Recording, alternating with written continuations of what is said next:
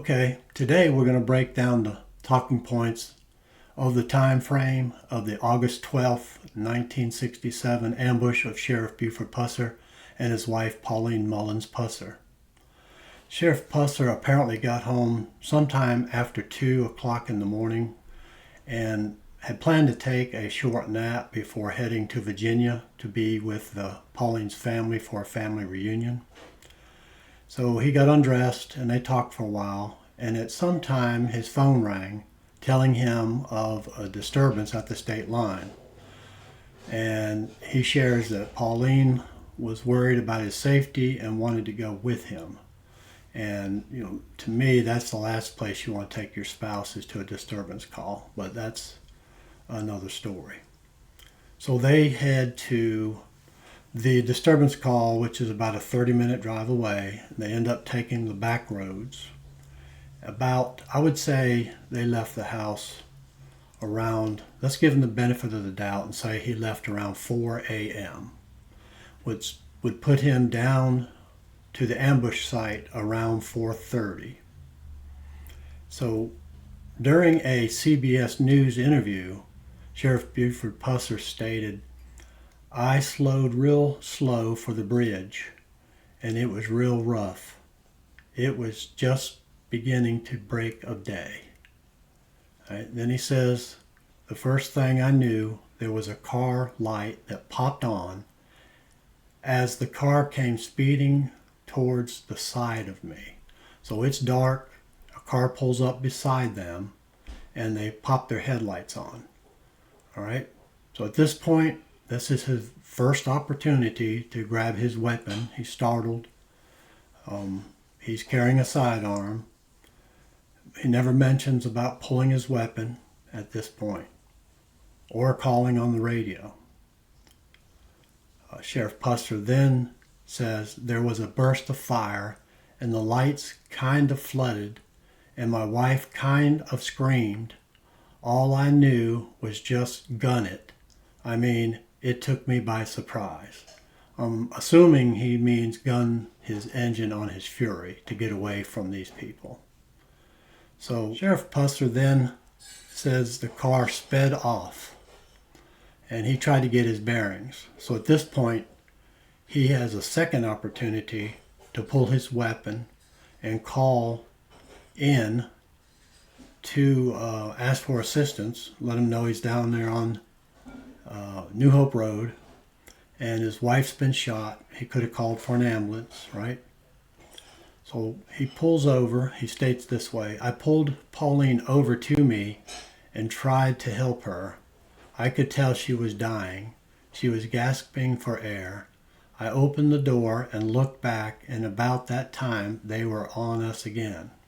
So I drove some 2 miles to a place that's wide open and I stopped the car." So let's take that down. He drove for 2 miles and never called. At this time, he wasn't shot. Never called on the radio asking for help or asking for assistance. 1033 traffic, signal 25, whatever code you want to use. His wife's been shot. He didn't call, ask for an ambulance to meet him up the street somewhere. Now, this is the third time he doesn't pull his weapon. Right?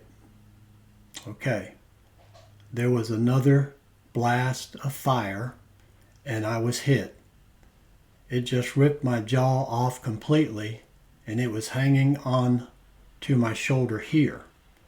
And she was struck again and killed, and I just was temporarily stunned. So he had enough whereabouts to know that his wife had been shot again in the head, but he didn't pull his weapon and return fire for the third opportunity that he had to shoot at these assailants. Okay, while he was stunned, at the time the other car left and obviously left him for dead. So now this is the fourth time. Now he is injured this time, but he made no attempt. No one ever heard him get on the radio until 6:20. Remember that time. He had been left again. This is the fourth time now that he, as far as we know, he didn't pull his weapon and return fire. Now, I realize he was shot, and I remember now that the ambush was at 4:45 a.m. So we're a long ways from 6:20 a.m. So be sure to like, be sure to subscribe, be sure to share. Okay, so after he was shot in the chin area, he drove about 5 miles and stopped at McCoy's store on Highway 45. There he got on his walkie-talkie, or his base unit in his car, and he tried to mumble out that he needed help. And Selma police chief was a man named Kilpatrick at the time, and he's documented stating that time that he heard Sheriff Buford Pusser on the radio was 6:20 a.m. Now remember, Pusser's only 5 miles from the ambush site when help arrives.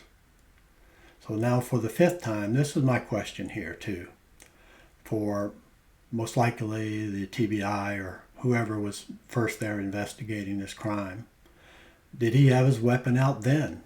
He's only 5 miles from the site. They've been shot. His wife's been killed. He's been shot. Is he sitting there waiting for them to come back, or waiting to be rescued by backup? So I guess we'll have to find that out from the TBI. So in summary, he has a car approach, shoots and kills his wife. It leaves. Then it comes back. He guns his motor on his car to get away. He goes 2 miles up the road and he stops. Then the car came back and shot more rounds at them both, wounding him. At least 14 rounds or 14 shells were found, possibly more. I think it was 11 rounds that actually struck the car. Then they leave again. Then he drives 5 miles and finally calls on the radio at 6:20 in the morning. So here's my issue with the timing. I don't think he ever pulled his weapon, or he would have fired it. Okay? He never said he did, as far as I can tell.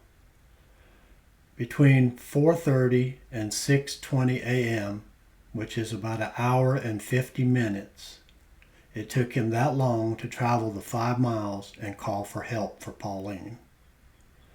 That's very, very hard to understand why he didn't call for backup at any of those 5 places in time. So that's how I break down this time.